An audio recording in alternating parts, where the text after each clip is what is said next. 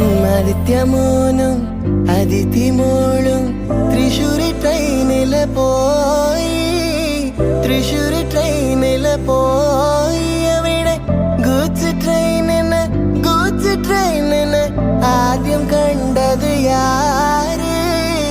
ആദ്യം കണ്ടത് യാര്